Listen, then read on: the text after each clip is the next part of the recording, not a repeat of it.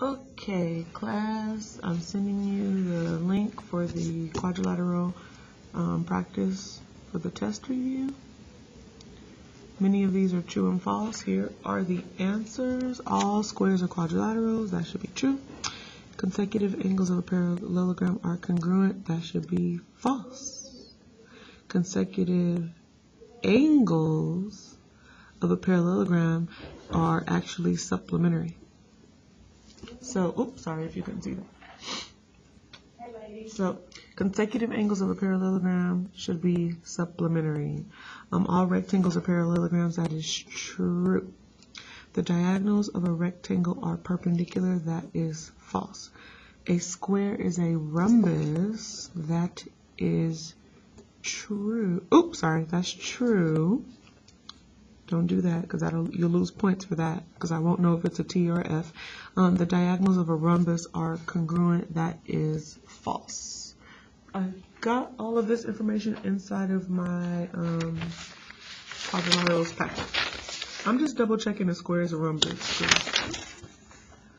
A square, yes, it has all the properties of a parallelogram, rectangle, and rhombi, or rhombi, whatever y'all want to call it. All right, so true, false, okay, whatever. Diagonals are congruent. Here are the answers for these right here, C, D, F, A, B, C, B, C. If I missed one of these and you can actually use your quadrilaterals packet to verify it, then that's okay, because, I mean, it may not be perfect. Diagonals bisect both sets of opposite angles. Some of you guys I saw don't know what a diagonal. What are diagonals? Because on the assessment, y'all didn't know what diagonals were. So a diagonal, for example, is if I draw a square, this is a square. The diagonals would be when I'm drawing a line from opposite angles. Those would be my diagonals. Same thing for a rectangle. This would be my rectangle. And the diagonals would be drawn from connecting the opposite vertices, I guess you could say. So those are what diagonals are. Even a trapezoid, the diagonals going across like this are only congruent for isosceles trapezoid. So I just wanted to show you what a diagonal was because some people did not know what diagonal was. Okay, so keep going here.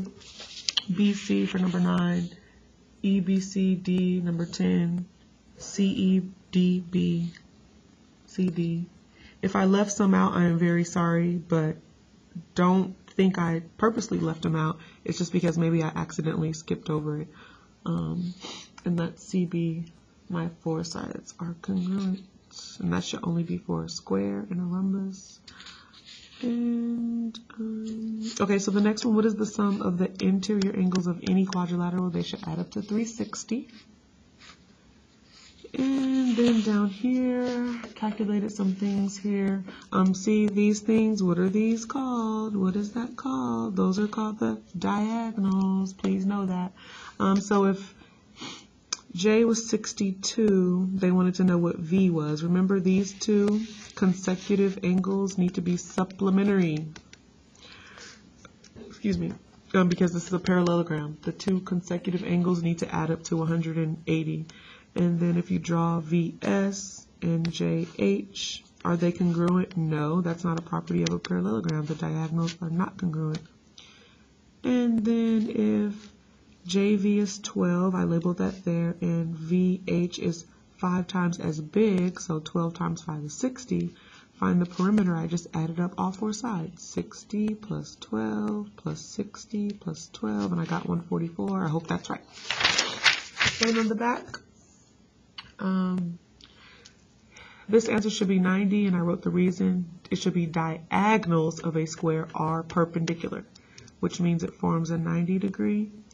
And then MUO is 45 because the diagonals of a square bisect the opposite angles. Bisect means it cuts in half, and all of these are 90, so if they cut them in half, it's 45. The area of the square is 36. Then MS must be 6 because 6 times 6 is 36. Measure of angle 2 equals 55. Then DAR, I calculated it here. It's 180 minus 55 because opposite angles must equal 180. Wait a minute, that might not be opposite angles must equal 180. Let me check because that sounds funny. Sorry.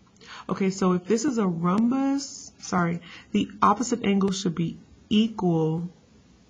Yes, for a rhombus, the opposite angle should be equal. I think I meant to write consecutive angles need to be equal to 180. So let me check it. If angle 2 is 55, they want to know what DAR is. So if this is 55, then this is also 55.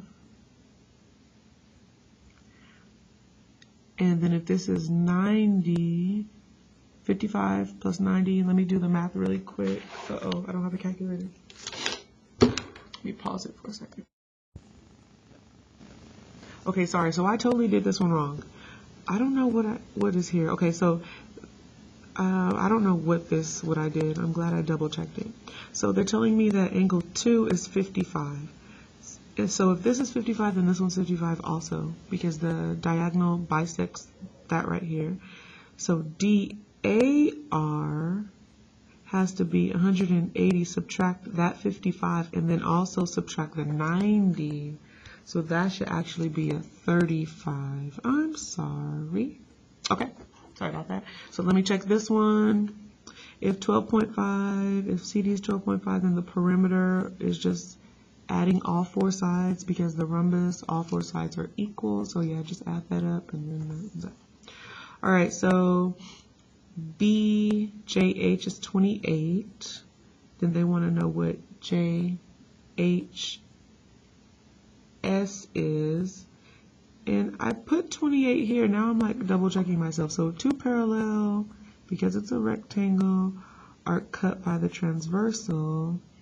Then if this is, no, that's only like a piece of it. I don't know what I'm doing. Hold on, let me pause it one more time. So JHS, I wrote 28 here, but then I put 62. I don't know why. I was thinking because this is 90, so that has to be 62. So this should be 28. Sorry, I made a mistake again. That's why you should always double check your work. All right, so yeah, if that's 28, that's 62, and then opposite sides are equal for the rectangle. And then, sorry. Based on both sides, what kind of triangle is SOJ? That should be isosceles because these two are equal. So it's automatically isosceles triangle. And then moving down here, now I'm checking all my work again. RLD, they're telling me that's 50, so they want to know what CDR is. So the diagonals of the kite make a 90, so that's 90 and 50, so that has to be 40. And then these two are bisected by the diagonal, so then that is 40 degrees, that's right. And then if OR is 6 and the full LC is 16, that means only half of it is 8. So I use Pythagorean theorem to find OL. That was going to be my hypotenuse. Sorry if you couldn't see that. I don't know why I can't zoom in or zoom out. Okay, there you go. Sorry.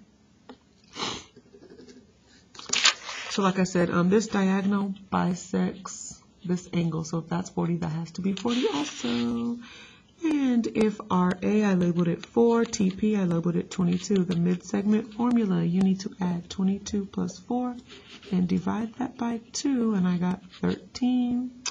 And then if 108, angle R is 108, these two have to add up to 180. And, well, I mean, since it's isosceles trapezoid, the base angles are equal anyway. So 72 degrees, and I hope that wasn't too long for you. But that was the test review. And study for your test tomorrow.